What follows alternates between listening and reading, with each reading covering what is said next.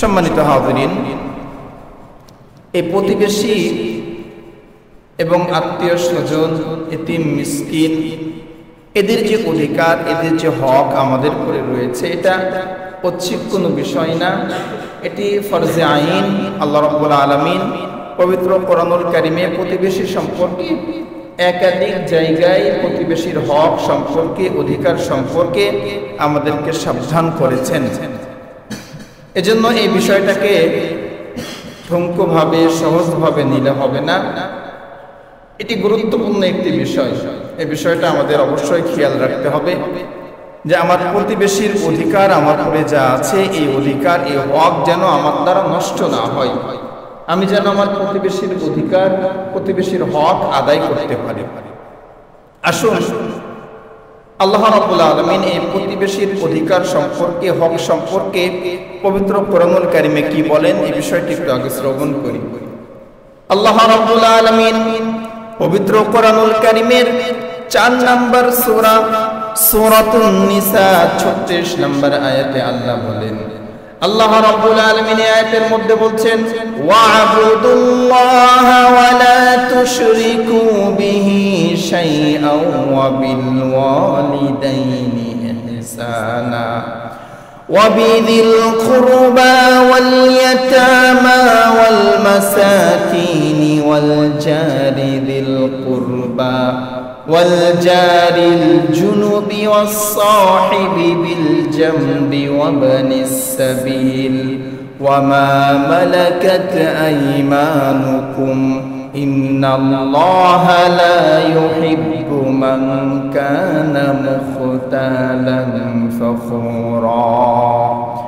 الله رب العالمين এই আয়াতের মধ্যে প্রথমে আমাদেরকে সাবধান বাণী আমাদেরকে শুনিয়েছেন। আল্লাহ বলছেন, ওয়া'বুদুল্লাহ, তোমরা কেবলমাত্র শুধুমাত্র আমি আল্লাহরই ইবাদত করবে। ওয়ালা তুশরিকু বিহি শাইআ, তোমরা আমি আল্লাহর ইবাদতের সঙ্গে আর অন্য কাউকে শরীক করবে না। ওয়ালা তুশরিকু বিহি শাইআ ওয়া বিল ওয়ালিদাইনি ইহসানা, তোমরা তোমাদের পিতামাতার প্রতি ইহসান করবে। ওয়া বিযিল কুরবা, তোমাদের নিকট আত্মীয়, ওয়া বিযিল কুরবা, তোমাদের নিকট আত্মীয়দের অধিকার, হক তোমরা আদায় করবে। ওয়াল ইয়াতামা, ইতিমের হক তোমরা আদায় করবে। ওয়াল মাসাকিন, মিসকিনের হক আদায় করবে। ওয়াল মাসাকিন ওয়াল জারি যিল কুরবা ওয়াল জারিল জুনুবি ওয়াস সাহিবি বিল জামবি ওয়া ইবনিস সাবিল ওয়া মা মালাকাত আইমানুকুম ইন্নাল্লাহা লা ইউহিব্বু মান কানা মুখতালান ফাখুরা। আল্লাহ রাব্বুল আলামিন মিসকিনের অধিকারের পরে প্রতিবেশীর কথা বলেন। প্রতিবেশীর অধিকার, প্রতিবেশীর হক তোমরা আদায় করবে। মুসাফিরদের হক তোমরা আদায় করবে। তোমাদের দাস দাসী, বাড়ির কাজের মেয়ে, তোমার অফিসের স্টাফ, তোমার তত্ত্বাবধানে তোমার কাছে যারা আছে, তাদের হক তোমরা আদায় করবে। আল্লাহ রাব্বুল আলামিন এই আয়াতের মধ্যে 9টি বিষয় সাবধানতা অবলম্বন করার জন্য বলেছেন। এরপরে 10 নম্বরে আল্লাহ বলছেন, ইন্নাল্লাহা লা ইউহিব্বু মান কানা মুখতালান ফাখুরা, নিশ্চয়ই আমি আল্লাহ অহংকারী সম্প্রদায়কে আমি আল্লাহ পছন্দ করি না। 9টি অধিকারের কথা, 9টি হকের কথা আল্লাহ আমাদেরকে স্মরণ করিয়েছেন। সাবধান বাণী আল্লাহ বলে শেষে বললেন যে নিশ্চয় আমি অহংকারী সম্প্রদায়কে পছন্দ করি না। এখান থেকে বোঝা যায় যে এই 9টি গুণ যারা অর্জন করবে না, এই গুণের মধ্যে যারা পড়বে না, তারা অহংকারী হবে। আর আল্লাহ বললেন যে অহংকারী সম্প্রদায়কে আমি পছন্দ করি না। অহংকার করা এটা শুধুমাত্র আল্লাহর কাছেই, আল্লাহর দ্বারাই শোভা পায়। আল্লাহ ব্যতীত অন্য কারো অহংকার করা এটা শোভনীয় না, এটা ঠিক না, এটা উচিত না। সম্মানিত হাজিরিন, তাহলে 1 নম্বরে আল্লাহ বললেন, ওয়া'বুদুল্লাহ, তোমরা আমি আল্লাহর ইবাদত করো। আমরা মানুষ পৃথিবীর বুকে আছি আল্লাহর রহমত, আল্লাহ প্রদত্ত নিয়ামত ভোগ করে পৃথিবীতে আমরা বসবাস করি। আল্লাহর নিয়ামত, আল্লাহর যে আমাদেরকে যে চলাচলের জন্য, বসবাসের জন্য যা কিছু নিয়ামত দিয়েছে, এগুলো যদি আল্লাহ সেকেন্ডের জন্য বন্ধ করে দেন, এই মানুষের অস্তিত্ব আর পাওয়া যাবে না। আল্লাহ যে নাজ নিয়ামত আমাদেরকে দিয়েছেন, এগুলো যদি আল্লাহ বন্ধ করে দেন তাহলে আমরা শেষ হয়ে যাব, আমাদের অস্তিত্বই থাকবে না। আপনি এই পৃথিবীর বুকে মানুষের জন্য দেখেন যে আল্লাহ কত কিছুই না দিয়েছেন, সবকিছুই বাদ দেন। একটা জিনিস, এই যে বাতাস, অক্সিজেন যে আমরা গ্রহণ করি আর কার্বন ডাই অক্সাইড যেটা ছাড়ি, এই বাতাসটাই যদি আল্লাহ বন্ধ করে দেন, মানুষের কাজ শেষ, খেল খতম, আর কোনো ক্ষমতা থাকবে না, সব লাশ হয়ে পড়ে থাকবে। তাহলে যে আল্লাহ মানুষের জন্য এত কিছু করলেন, এত কিছু সৃষ্টি করলেন, ওই আল্লাহ তো চাইতেই পারেন যে আমার বান্দারা আমারই ইবাদত করুন। কথা ঠিক কিনা? হ্যাঁ, যে আল্লাহ এত কিছুই করলেন, এত কিছু দিলেন, সে আল্লাহ চাইতে পারেন না যে আমার বান্দারা আমার দাসত্ব করুক? আমি আমার বান্দার জন্যই তো এত কিছু করেছি। মানুষ যখন আল্লাহকে নাশুকর করে, আল্লাহকে রব বলে স্বীকার করে না, তখন আল্লাহ তাআলার নিজেই আশ্চর্য হয়ে যান, অবাক হয়ে যান যে আমি এই মানুষকে কোথায় থেকে কোথায় নিয়ে আসলাম। আজকে তারা আমার নাশুকর করছে, আজকে আমার শুকরিয়া তারা আদায় করছে না, আল্লাহর বিশ্বাস হয় না। এজন্য আল্লাহ রাব্বুল আলামিন এই শ্রেণীর মানুষের জন্য পবিত্র কোরআনুল কারীমের সূরা বাকারার মধ্যে আল্লাহ বলছেন, আল্লাহ রাব্বুল আলামিন বলেন, কাইফা তাকফুরুনা বিল্লাহি ওয়া কুনতুম আমওয়াতান ফাআহইয়াকুম সুম্মা ইউমীতুকুম সুম্মা ইউহয়ীকুম সুম্মা ইলাইহি তুরজাউন। আল্লাহ রাব্বুল আলামিন বলেন, কাইফা তাকফুরুনা বিল্লাহ, তোমরা কিভাবে আমি আল্লাহর নাশুকরি করো, আমি আল্লাহকে অস্বীকার করো? কিভাবে করো? মানে আল্লাহর বিশ্বাস হয় না, আল্লাহ এখানে মানতেই পারেন না যে আমার বান্দারা কিভাবে আমার নাশুকরি করে, কিভাবে আমার ইবাদত থেকে আমার বান্দারা বেঁচে থাকে, ইবাদত করতে চায় না, এটা কিভাবে করে, করে না কেন? আল্লাহ আশ্চর্য হয়ে বলে, কাইফা তাকফুরুনা বিল্লাহ, তোমাদের কি হয়েছে যে তোমরা আমি আল্লাহর ইবাদত করছো না? অকুনতুম আমওয়াতা, এরপরে আল্লাহ আমাদের অতীতের কথা স্মরণ করিয়ে দিচ্ছে আল্লাহ যে তোমরা কেন ইবাদত করো না, তোমরা আগে কি ছিলে? অকুনতুম আমওয়াতা, তোমরা সবাই তো মৃত ছিলে। আজকে বিজ্ঞানও এই কথা প্রমাণ করেছে, স্বীকার করেছে যে মানুষ দুনিয়াতে আসার আগে সবাই মৃতই ছিল, তাদের কোনো অস্তিত্ব ছিল না। আল্লাহ বলছেন এই কথা, অকুনতুম আমওয়াতা, তোমরা তো সবাই মৃত ছিলে, ফাআহইয়াকুম, আমি আল্লাহ তোমাদেরকে জীবন দিয়েছি, জীবিত করেছি, সুম্মা ইউমীতুকুম, আমি আল্লাহ তোমাদের আবার মৃত্যু দিব, সুম্মা ইউহয়ীকুম, আমি আল্লাহ তোমাদেরকে আবার জীবিত করব, সুম্মা ইলাইহি তুরজাউন, আমি রবের সামনেই তোমাদেরকে দাঁড়াতে হবে। তো বান্দা তোমরা কিভাবে নাশুকর করো, কিভাবে আমি আল্লাহর ইবাদত করো না, কেন আমি আল্লাহকে তোমরা মানো না? আমরা যে আল্লাহর দরবারে আবার দাঁড়াবো, আল্লাহ পবিত্র কোরআনুল কারীমের সূরা ফাহার মধ্যে বলছেন, আল্লাহ রাব্বুল আলামিন বলেন, মিনহা খালাকনাকুম ওয়া ফিহা নুঈদুকুম ওয়া মিনহা নুখরিজুকুম তারাতান উখরা।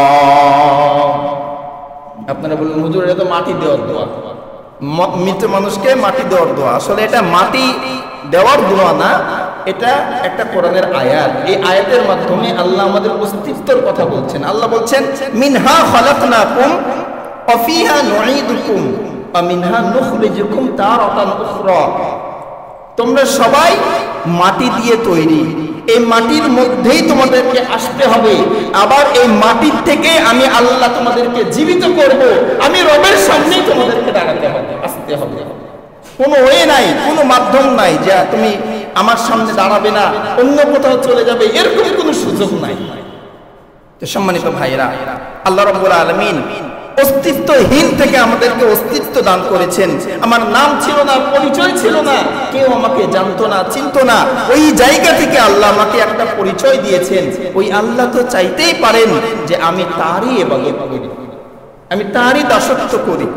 তো আমরা ভাই মানুষ বুঝি না, না বুঝে আমরা আল্লাহর ইবাদত থেকে নিজেকে অনেক দূরে রেখেছি।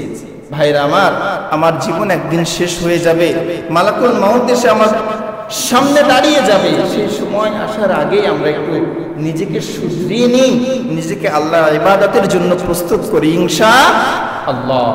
ইনশাআল্লাহ বলেন না? আল্লাহ আমাদের সবাইকে কবুল করুন ইনশাআল্লাহ। তাহলে এক নম্বরে আল্লাহ বললেন ওয়াবুদুল্লাহ, দুই নম্বরে বললেন ওয়ালা তুশরিকু বিহি শাইআ, আমি আল্লাহর সঙ্গে অন্য কাউকে শরীক করো না, আমি আল্লাহর সাথে অন্য কাউকে সমকক্ষ করো না। আমি আল্লাহর সমান দুনিয়াতে কেউই হতে পারবে না, কেউই পারবে না। যে আল্লাহ আপনাকে এত নাজ নিয়ামত দিয়ে তৈরি করলেন, যে আল্লাহ আপনার মাথার চুল থেকে পায়ের পাতা পর্যন্ত এত নিয়ামত দিয়ে আপনাকে গঠিত করলেন, এত সুশোভিত করলেন, এত সুন্দর করলেন, আপনি যখন ওই আল্লাহকে ব্যতীত অন্য কোন জায়গায় যে সেজদা দিবেন, আল্লাহর কেমন লাগতে পারে? আল্লাহর অনুভূতিটা কেমন হতে পারে? যে বান্দা, আমি আল্লাহই তো তোমাকে সবকিছু দিয়েছি, তুমি কার কাছে মাথা নত করো? কোন দরবারে যে, কোন পীরের কাছে যে, কোন মাজারে যে, কোন ক্ষমতার কাছে তোমার মাথা নত করো? কেউ তো তোমার পাশে ছিল না রে বান্দা। তোমার মার পেটে যখন তুমি ছিলে, তোমার খাবারের ব্যবস্থা আমি আল্লাহই তো করেছি, দুনিয়ার কোন শক্তি তোমার খাবারের ব্যবস্থা করে নাই। তোমার মায়ের নারীর সঙ্গে তোমার নারীকে আমি যোগ করে দিয়ে তোমার মায়ের নারী দিয়ে তোমার খাবারের ব্যবস্থা করেছি। দুনিয়াতে আসার পরে তুমি কি খাবে, কি খেয়ে তুমি বাঁচবে, এই ব্যবস্থা আমি দুনিয়াতে আসার আগেই তোমার মায়ের বুকের পরে, তোমার মায়ের স্তনে আমি রেডি করে রেখেছি। আস্তে আস্তে তুমি বড় হয়েছো, তোমার স্বাভাবিকভাবে চলার জন্য, তোমার শরীরের জন্য যা কিছু দরকার এই পৃথিবীতে আমি সব কিছুর ব্যবস্থা করেছি। এরপরেও তুমি আমি আল্লাহর ইবাদত বাদ দিয়ে অন্য জায়গায় কেন সিজদা করো, কেন সিজদা দাও? সম্মানিত ভাইরা, আল্লাহ যদি রহমানুর রহিম না হতেন, তাহলে আমাদের পাপের কারণে আল্লাহ আমাদেরকে ধ্বংস করে দিতেন, আমাদের অস্তিত্ব পাওয়া যেত না। আল্লাহ খালি রহমান নামের ওসিলায় আমাদেরকে মাফ করে দেন। আল্লাহ যে পরিমাণ গুনাহ আমরা করি, এই গুনার আল্লাহ শাস্তি যদি দুনিয়াতে আল্লাহ সবাইকেই দিত, তাহলে আমাদের অস্তিত্ব পাওয়া যেত না, একটা মুহূর্তে আমরা শেষ হয়ে যেতাম। আল্লাহ আমাদেরকে মাফ করে দেন বলে আমরা বেঁচে আছি ভাই, নাহলে বেঁচে থাকতাম না। তো আল্লাহর সঙ্গে যখন কারো আমরা শিরিক করি, কাউকে আল্লাহর অংশীদারিত্ব করি, আল্লাহর সমকক্ষ করি, আল্লাহর কত যে কষ্ট হয়, রাগ হয়, আল্লাহ ভালো জানেন। একটা এক্সাম্পল দিই, ছোট্ট উদাহরণ দিয়ে আপনাদের বুঝে আসবে। যারা বিবাহিত আছেন, বিয়ে করেছেন, আপনি চাকরি করেন, ব্যবসা করেন, রাত্রিবেলায় বাড়িতে এসেছেন, আসার পরে বাড়িতে রুমে ঢুকে দেখছেন যে আপনার বাড়ির পাশের এক ছেলে আপনার বোর সঙ্গে বসে গল্প করছে, হাতে হাত দিয়ে এভাবে ধরে বসে গল্প করছে, খুশ মেজাজে আনন্দের সহিত গল্প করছে। তো আপনি বাড়িতে এসে যখন এই দৃশ্যটা দেখবেন, আপনার মনে মনে খুব আনন্দ হবে নাকি? কথা বলেন, খুব ভালো লাগবে আপনার? ভালো লাগবে না? কি মনে হবে, কেমন রাগ হবে আপনার? যে হাতের কাছে যদি হাসা থাকে তো গলা কি করি, দুইজনারই আলাদা করে দিয়ে, তো মনে হবে না? কেন মনে হবে? তিন কথাতে তাকে আপনি বাড়িতে নিয়ে এসেছেন, তিনবার কবুল করে বাড়িতে নিয়ে এসেছেন, তার ভরণ পোষণের ব্যবস্থা করেন, তার খাবার দাবারের ব্যবস্থা করেন। আবার যদি আপনি তিন কথা বলেন তাহলে সে বিদায় হয়ে যাবে। এই অধিকার আপনার, তারপরে আপনার স্ত্রীর পরে এই অধিকার থাকার পরে আপনার স্ত্রীর হাত কেউ ধরে যদি গল্প করে, আর এটা দেখে যদি আপনার সহ্য না হয়, তো যে আল্লাহ আসমান জমিন বানিয়েছেন, এত নাজ নিয়ামত দিয়েছেন, অস্তিত্বহীন ছাড়া আপনাকে অস্তিত্ব দান করেছেন, ওই আল্লাহকে ছাড়া অন্য কাউকে যখন সিজদা করেন, আল্লাহর কতটা রাগ হতে পারে? আল্লাহর কতটা রাগ হতে পারে আপনার উপরে? আল্লাহ শুধু রহমানুর রহিম হিসাবে আমরা বেঁচে যাই ভাই। আল্লাহ যদি আমাদেরকে ধরেন, আমরা কেউ বাঁচবো না। এই জন্য আমরা আল্লাহ ছাড়া অন্য কারো ইবাদত করব না ইনশাআল্লাহ। আল্লাহ ছাড়া অন্য কারোর সামনে আমার মাথা নত করব না। এরপরে আল্লাহ রাব্বুল আলামিন বলছেন, ওয়াল ইয়াতামা ওয়াল মাসাকিন ওয়া'বুদুল্লাহা ওয়া লা তুশরিকু বিহি শাইআ ওয়া বিল ওয়ালিদাইনি ইহসানা, তোমরা তোমার পিতা মাতার প্রতি ইহসান করো। ওয়া বিল কুরবা, তোমরা তোমাদের নিকট আত্মীয় যারা আছে তাদের প্রতি ইহসান করো। নিকট আত্মীয় সম্পর্কে আমরা গত সপ্তাহে আলোচনা শুনেছি। এর পরের পয়েন্টটাই আজকে আলোচনা করব। ওয়া বিল কুরবা ওয়াল ইয়াতামা ওয়াল মাসাকিন ওয়াল জারি বিল কুরবা ওয়াল জারিল জুনুবি, প্রতিবেশীর অধিকার সম্পর্কে আল্লাহ এখানে বলছেন যে তোমরা প্রতিবেশীর অধিকার যেটা আছে, হক যেটা আছে, সেটা তোমরা আদায় করো। এখন প্রতিবেশীর অধিকার আমার উপরে কি আছে এই বিষয়ে আমরা একটু শুনবো। আগে আসুন হাদিস থেকে শুনি নবী করিম সাল্লাল্লাহু আলাইহি ওয়াসাল্লাম এই প্রতিবেশীর অধিকার সম্পর্কে কি বলেছেন। বিশ্বনবী জনাবে মুহাম্মদুর রাসূলুল্লাহ সাল্লাল্লাহু আলাইহি ওয়াসাল্লামের একটি হাদিস, এই হাদিসটি বুখারী শরীফের 5669 নম্বর হাদিস। নবী করিম সাল্লাল্লাহু আলাইহি ওয়াসাল্লাম বলেন যে হযরতে জিবরাইল ফেরেশতা এতবার এত সংখ্যক প্রতিবেশী সম্পর্কে আমাকে বলেছেন, আমার মনে একটা ভয় জাগ্রত হয়েছিল যে এত যে প্রতিবেশী সম্পর্কে বলছে, এমন একটি সময় চলেই আসে নাকি যে সময় জিবরাইল ফেরেশতা আমাকে বলে যে আপনার অর্থ সম্পত্তির ওয়ারিস আপনার প্রতিবেশী হয়ে যায়। কথা বুঝে এসছে ভাই? মানে নবীজির আশঙ্কা এটা যে জিবরাইল ফেরেশতা আল্লাহর মাধ্যমে প্রতিবেশীর হক সম্পর্কে এতবার বলেছেন যে শেষ পর্যায়ে নবীজি এসে আশঙ্কিত হয়েছেন, ভয় পেয়েছেন যে আল্লাহকে এই কথাই বলে বসেন যে আমার অর্থ সম্পত্তির উপরে আমার প্রতিবেশীরও ওয়ারিস আল্লাহ বানিয়ে দেন নাকি, মানে এতবার বলেছেন। তাহলে আপনি চিন্তা করেন স্বয়ং নবীকে আল্লাহ রাব্বুল আলামিন প্রতিবেশী সম্পর্কে কত বলেছেন যে নবীজির এই আশঙ্কা হয়েছিল যে আমার অর্থ সম্পত্তির মধ্যেও প্রতিবেশীর হক আল্লাহ দিয়ে দিন নাকি। তাহলে এটা ছোট কোনো বিষয় না, অনেক বড় বিষয় এই প্রতিবেশীর অধিকার। এ সম্পর্কে আরেকটি হাদিস শুনি। নবী করিম সাল্লাল্লাহু আলাইহি ওয়াসাল্লাম এই বুখারী শরীফের হাদিস 4890 নম্বর হাদিস। এই হাদিসটির মাধ্যমে নবী করিম সাল্লাল্লাহু আলাইহি ওয়াসাল্লাম বলেন যে তোমরা যদি আল্লাহর উপরে এবং পরকালে ইয়াকিন তোমরা যদি রাখো, পরকাল এবং আল্লাহর উপরে তোমাদের যদি বিশ্বাস থাকে, তবে তোমরা প্রতিবেশীর অধিকার নষ্ট করো না, প্রতিবেশীর সঙ্গে খারাপ করো না, তাদের অনিষ্ট করো না, তাদের ক্ষতি হয় এরকম কোন কাজ তোমরা করো না, যদি তোমরা আল্লাহ এবং পরকালকে বিশ্বাস করো। এখন আপনারাই বলেন আল্লাহর উপরে বিশ্বাস আছে তো?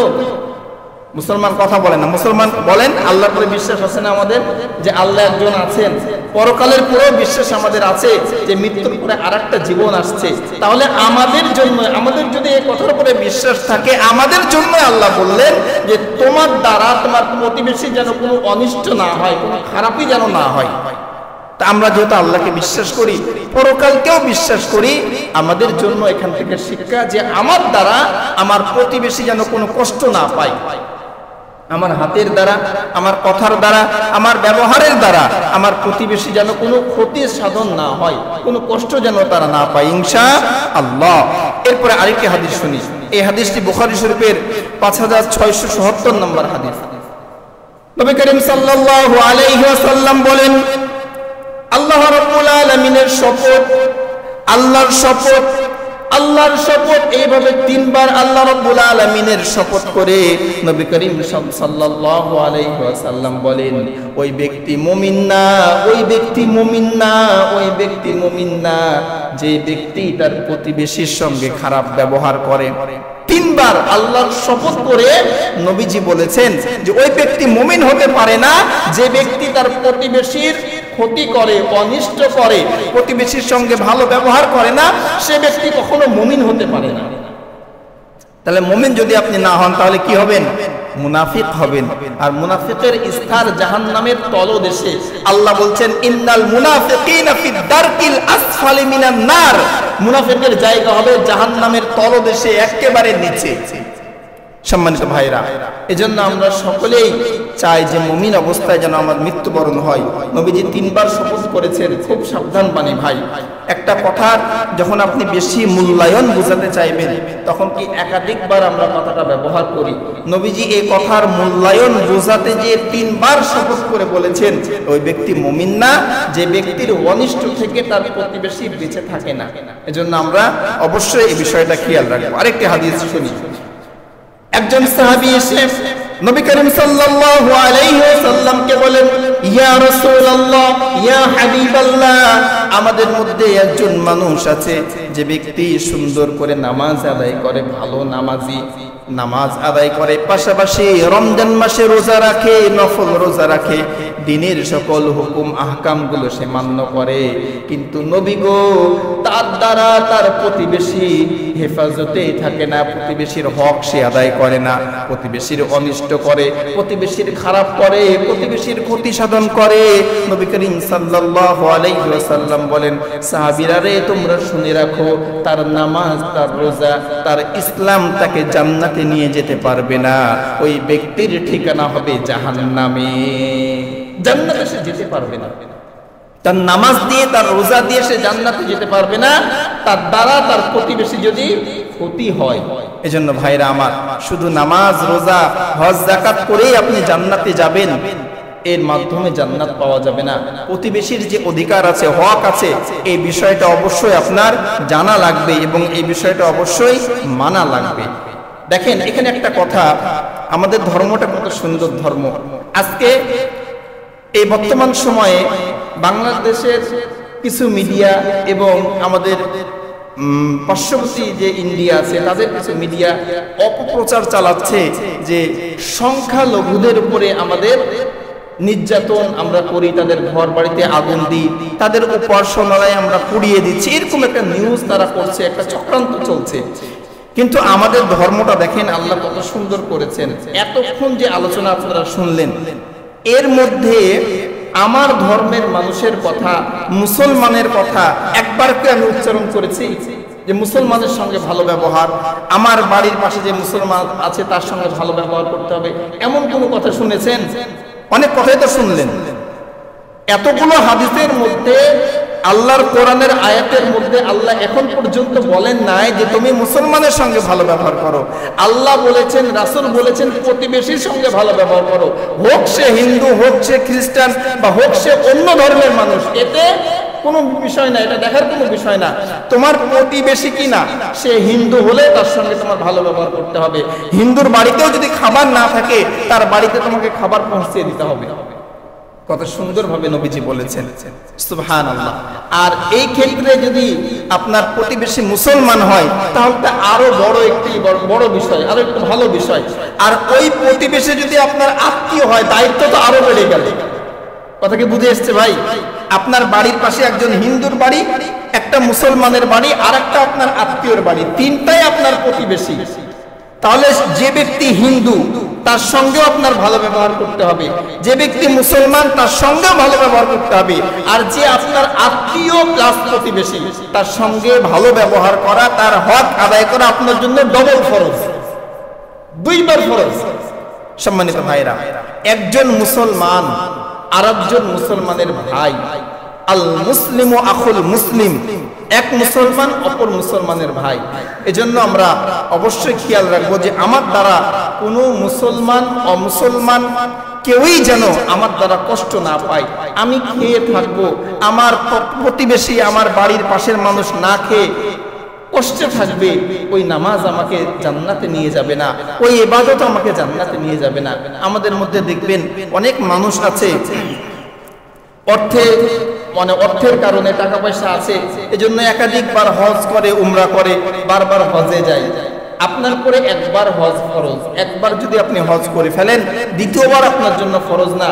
আপনি ওই অর্থ দিয়ে নফল হজ না করে প্রতিবেশীকে যদি সাহায্য করেন, একটা কর্মসংস্থানের ব্যবস্থা করে দেন, আপনার হজের চেয়ে অনেক এটাতে কাজে আসবে, অনেক ভালো হবে। এটা আপনার জন্য জান্নাতে যাওয়ার অনেক ভালো একটা সুযোগ হয়ে যাবে, রাস্তা হয়ে যাবে। সম্মানিত ভাইরা, এরকম একটি ইতিহাস, একটি ঘটনা আমরা শুনি। আব্দুল্লাহ বিন মুবারক রাহমাতুল্লাহি আলাইহি যুগ শ্রেষ্ঠ আলেম ছিলেন, বড় একটা আলেম ছিলেন। তো আব্দুল্লাহ বিন মুবারক রাহমাতুল্লাহি আলাইহি উনি হজে যাবেন, হজের জন্য মনস্থির করেছেন, টাকা পয়সা সব রেডি হয়ে গেছে। নফল হজ, দ্বিতীয়বার হজ, এর আগে উনি অনেক হজ একাধিকবার করেছেন। তো উনি হজে যাবেন, হজের ডেটও হয়ে গেছে। এমন তো অবস্থায় ওনার একটা ছোট্ট বাচ্চা ছিল। ওই বাচ্চাটা খেলতে খেলতে এক বাড়িতে গিয়েছে, বাড়িতে যেয়ে দেখছে যে বাড়ির থেকে গোস্তের সেন্ট আসছে, গোস্ত রান্না হচ্ছে। তো ছোট মানুষ তো খেতে ইচ্ছা হয়েছে, বাড়িতে যেয়ে বলেছে যে আমাকে একটু গোস্ত দেন, আমি খাবো। তো ওই বাড়ির মানুষ যারা আছে তারা ওই বাচ্চাকে গোস্ত খেতে দেয় নাই। বলছে না তোমাকে দেওয়া হবে না, তুমি চলে যাও। ছোট মানুষ, ও বারবার খালি চাই, বলে আমাকে দাও আমি খাবো। ও বাড়ির মানুষ তাকে দেয়নি, না দিয়ে জোর করে বাড়ি থেকে বের করে দিয়েছে। তো ছোট মানুষ কাঁদতে কাঁদতে বাড়িতে যে আব্দুল্লাহ বিন মুবারক রাহমাতুল্লাহ আলাইহিকে বলছেন যে বাবা, আমি অমুক জায়গায় গিয়েছিলাম, ওই বাড়িতে গোস্ত রান্না হয়েছে, আমি খেতে চেয়েছি, তারা আমাকে দেয় নাই। এখন সন্তান যদি বাড়িতে এসে বাবার সামনে কাঁদে, তো বাবার তো কষ্ট লাগায় একটা স্বাভাবিক বিষয়। আর উনি একজন যুগশ্রেষ্ঠ আলেম, ওনাকে সবাই চিনে। ওনার মনের কথা হলো যে এমন কে আছে যে মানুষটা আমাকে চিনে জানে, তারপরে আমার ছেলেটাকে একটু খেতে দেয় নাই। উনি বলছেন যে ঠিক আছে চলো দেখি কোন বাড়ির মানুষ তোমাকে খেতে দেয় না। আব্দুল্লাহ বিন মুবারক রাহমাতুল্লাহ আলাইহি ওই বাড়িতে এসে বাইরে থেকে নক দিয়েছেন, ডেকেছেন। বাড়ির থেকে বাড়ির মানুষ বের হয়ে এসেছেন। উনি এসে তো আশ্চর্য যে এত বড় আলেম আমার বাড়ির সামনে, হুজুর আসেন, ভিতরে আসেন, বসেন, কেন আমার বাড়িতে এসেছেন, আমি আপনার কি উপকার করতে পারি? তা আব্দুল্লাহ বিন মুবারক রাহমাতুল্লাহ আলাইহি বললেন যে আমার এই ছোট্ট বাচ্চাটা আপনার কাছে এসেছিল, একটু গোস্ত চেয়েছিল, আপনি খেতে দেন নাই। আমার ছেলেটা বাড়িতে যে কান্নাকাটি করেছে, এজন্য এসেছি যে আপনি দেন নাই কেন, কারণটা কি? বাড়ির যে মানুষ, যে বাড়ির মুরব্বী, উনি বলছেন যে হুজুর, এই সন্তানটা আপনার, আমি জানি, আমি চিনি যে এটা আপনার সন্তান, কিন্তু আমি কেন দিই না জানেন? আজকে কয়েকদিন যাবত আমার বাড়িতে খাবারের কোনো ব্যবস্থা হয় নাই। আমি দিন মজুর একজন মানুষ, আমি কয়েকদিন যাবত কোনো কাজ পাই নাই, আমার সন্তানগুলো অনাহারে ছিল। তো আজকে যখন বাড়িতে আসছিলাম কাজ না পেয়ে, রাস্তার পাশে একটা গরু মরে পড়েছিল, মরা গরু মরে পড়েছিল। তো আমার বাচ্চারা যেহেতু না খেয়ে আছে, বাড়িতে কোনো খাবার নাই, হাতে কোনো টাকা নাই, তো আমি ওই মরা গরুর একটু গোস্ত কেটে বাড়িতে নিয়ে এসে রান্না করেছিলাম, আর ওই গোস্তই আপনার সন্তান খেতে চেয়েছিল। তো হুজুর, আপনি তো ধনী মানুষ, আপনি তো নিসাব পরিমাণ অর্থের মালিক, আপনি তো যাকাত খান না, আপনি তো কোনো সদকা খান না, আর এটা খাওয়া তো হারাম, যদিও বা আমার জন্য হালাল, কিন্তু আপনার সন্তানের জন্য এটা তো হালাল না। হুজুর, এই কারণেই আপনার সন্তানকে আমি দিই নাই, না দিয়ে যদি আমি অপরাধ করে থাকি হুজুর আমাকে মাফ করে দেন। আব্দুল্লাহ বিন মুবারক রাহমাতুল্লাহি আলাইহি এই কথা শোনার পরে আসমান মাথার পরে ভেঙে পড়ে দৌড় দিয়ে বাড়িতে গিয়েছেন। বাড়িতে যে হজে যাওয়ার যে অর্থগুলো ছিল, অর্থগুলো নিয়ে এসে ওই প্রতিবেশীর হাতে উঠিয়ে দিয়ে বলছেন, ভাই, এই অর্থগুলো দিয়ে আমি হজে যেতাম, ইতিপূর্বেও আমি হজ করেছি, এটা আমার জন্য নফল হজ, এই হজের অর্থগুলো তুমি রাখো, এই দিয়ে তুমি বাজার হাট করো, কিছু ব্যবসা বাণিজ্য করো, কোনোদিন এই টাকা আমাকে তোমার ফেরত দেওয়া লাগবে না, এটা তুমি রেখে দাও। আব্দুল্লাহ বিন মুবারক রাহমাতুল্লাহি আলাইহি ওই অর্থ দিয়ে এসে 40 দিন পরে বাড়িতে এসে, বাড়িতে আছে একজন বন্ধু এসে বাড়িতে বলছেন, আব্দুল্লাহ বিন মুবারক, হজ থেকে কবে এসেছো? আব্দুল্লাহ বিন মুবারক, হজ থেকে কবে আসলে? আমি তো জানি তুমি হজে যাওয়ার জন্য মনস্থির করেছিলা, হজ থেকে কবে আসলে? আব্দুল্লাহ বিন মুবারক রাহমাতুল্লাহ বলছেন যে ভাই, আমি তো হজে এবছর যাই নাই, আমার হজের অর্থগুলো আমি দান করে দিয়েছি। বন্ধু ডাক দিয়ে বলেন, আব্দুল্লাহ বিন মুবারক, তুমি কি কথা বলো? আমি যখন সাফা মারওয়া সাই করছিলাম, আমি দেখি তুমি আমার সামনে পাশ দিয়ে আমার সঙ্গে সাই করছো। আমি যখন কাবা শরীফ তওয়াফ করি, আমি দেখলাম তুমি আমার সামনে, আমি দেখলাম তুমিও আমার সঙ্গে কাবা শরীফ তওয়াফ করছো। ভিড়ের কারণে তোমার সঙ্গে আমার সাক্ষাৎ হয় নাই, দেখা হয় নাই, তুমি আমার সঙ্গে এমন কথা কেন বলছো? কবে তুমি এসেছো? আব্দুল্লাহ বিন মুবারক বলে, ভাই, আমি হজে যাই নাই, এবছর আমি হজে যাই নাই, আমি টাকা দান করে দিয়েছি। উনি মানতেই চায় না, নিজের চোখে দেখা, এটাকে অবিশ্বাস করা যায় না, আমি দেখেছি তোমাকে। আব্দুল্লাহ বিন মুবারক রাহমাতুল্লাহি আলাইহি রাত্রিবেলায় স্বপ্ন দেখে স্বয়ং নবীজি এসে বলছেন, আব্দুল্লাহ বিন মুবারক, তুমি যে স্যাক্রিফাইস করেছো, যে দানটা তুমি করেছো, এই দানে আমার আল্লাহ এত খুশি হয়েছে, এত খুশি হয়েছে, তোমার আকৃতি দিয়ে একজন ফেরেশতার মাধ্যমে তোমার হজ সম্পূর্ণ করেছেন। শুধু তাই না, এই বছরে যত মানুষ হজ করেছে, তোমার দানের ওসিলায় সবার হজ আল্লাহ কবুল করে নিয়েছেন। তোমার দানের কারণে, তোমার এই যে স্যাক্রিফাইস, এই দানটা যে তুমি করেছো, তোমার দানের কারণে সবাইকে আল্লাহ কবুল করেছেন। ভাইরা আমার, এই নামাজ, রোজা, হজ, যাকাতের মধ্যেই শুধু ইসলাম না, ইসলাম অনেক বড় একটি বিষয়। আমার প্রতিবেশী আমার দ্বারা যদি কষ্ট পায়, একেবারে ডাইরেক্ট হাদিস, প্রতিবেশী যদি কষ্ট পায় আপনি জান্নাতে যেতে পারবেন না। এখন কথা হলো হুজুর, প্রতিবেশী কারা? প্রতিবেশী সম্পর্কে আপনার বাড়ির চারিপাশে 40 ঘর আপনার প্রতিবেশী, উত্তর দক্ষিণ পূর্ব পশ্চিম যে ঘরগুলো আছে 40 ঘর পর্যন্ত তারা আপনার প্রতিবেশী। তাদের সঙ্গে আপনার ভালো ব্যবহার করতে হবে, তারা না খেয়ে থাকলে তাদের পাশে দাঁড়াতে হবে। আরেকটি হাদিস আপনাদেরকে শোনাই।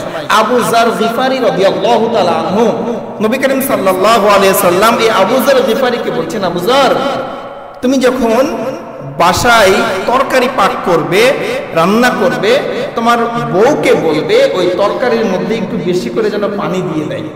কেন? তুমি যদি তরকারি কাউকে দিতে না পারো তো তরকারির ঝোল যেন একটু মানুষকে দিতে পারো। সুবহানাল্লাহ। আর আজকে শুক্রবারের দিন গোশ পোলাওয়ের গন্ধ আমার বাড়ি থেকে বের হয়, আমার পাশের প্রতিবেশী না খেয়ে থাকে, আমি খোঁজও নিই না। কত খাবার আমরা নষ্ট করছি, কিন্তু আমার প্রতিবেশী না খেয়ে আছে।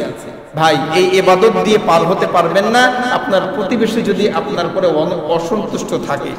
আরো অনেক কথা আছে। দেখবেন আমাদের কিছু মানুষ আছে প্রতিবেশীকে কষ্ট দেওয়ার জন্য, মানুষকে কষ্ট দেওয়ার জন্য বিভিন্ন প্ল্যান করি, মানে বিভিন্ন কাজ করি, কথা দিয়ে, ব্যবহার দিয়ে তাদেরকে আমরা কষ্টের করে রাখি, পেনের করে রাখি। অনেক মানুষ আছে, অনেক নামাজিও আছে, আপনার এই এলাকাতে আছে, আমি সাক্ষী আছি। আপনারাও বলবেন যে হুজুর আপনি ঠিকই বলছেন। অনেক মানুষ আছে নামাজি, নামাজ পড়ে, কোরআন হাদিস মেনে চলার চেষ্টা করে, কিন্তু প্রতিবেশীর সঙ্গে মারামারি, জমি জায়গা নিয়ে, প্রতিবেশীর সঙ্গে দাঙ্গা লেগে আছে, প্রতিবেশীর সঙ্গে ঝগড়া লেগে আছে, নিজের অর্থ সম্পত্তির লোভে অন্যায় ভাবে অনেকে মানে চাপ চেপে বসে আছে না নাই?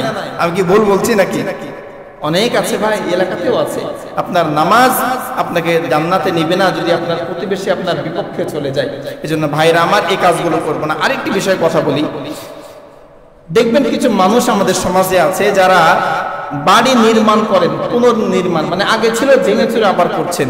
ওই ভাঙা অংশগুলো দেখবেন রাস্তার করে ফেলে। বাড়ি নির্মাণ করছেন, বালু নিয়ে এসে রাস্তার উপরে রেখেছেন, ইট নিয়ে এসে, খোয়া নিয়ে এসে রাস্তার উপরে রেখেছেন। আপনার ওই ইট বালি খোয়ার কারণে রাস্তায় যারা চলাচল করে তাদের অনেক কষ্ট হয়, মোটরসাইকেল নিয়ে, সাইকেল নিয়ে যারা যায় অনেক কষ্ট হয়। এরপরে দেখবেন যে রাস্তার এপার ওপার, আপনার বাড়ি ওই পারে ড্রেনে লাইন দেওয়ার জন্য রাস্তাটা খুঁড়েছেন, পানির পাইপ দেওয়ার জন্য রাস্তাটা খুঁড়েছেন। খোঁড়ার পরে দেখবেন যে রাস্তাটা আবার আগের মতো করি না, উঁচা করে রেখে দিয়েছি, আর না হলে ভেঙে রেখে দিয়েছি। এর দ্বারা মানুষের কষ্ট হয়। তো এই যে আপনি মানুষকে কষ্ট দিচ্ছেন, এর দ্বারা তো আল্লাহর সামনে আপনার জবাবদিহি করতে হবে ভাই। এটা মানুষের কষ্টের কারণ। আর একটা কাজ করে আমরা করি, দেখবেন বাড়ি বানিয়েছি, মানে মাটি ছাড়ি নাই, আমার বাড়ির পানি পড়ছে রাস্তার উপরে, বাড়ির ট্রাঙ্কি দিয়েছি উপরে, ওই ট্রাঙ্কি লোড হয়ে গেলে যে পানিটা পড়ে ওটা রাস্তার উপরে পড়ে, মানুষের গায়ে পড়ে, মানুষের দ্বারা কষ্ট পায়। এই কাজগুলো আমরা করবো না। এটা বিষয় যদিও বা ছোট, কিন্তু এর পাপটা অনেক বড়। এজন্য এই কাজগুলো আমরা করবো না ইনশাআল্লাহ।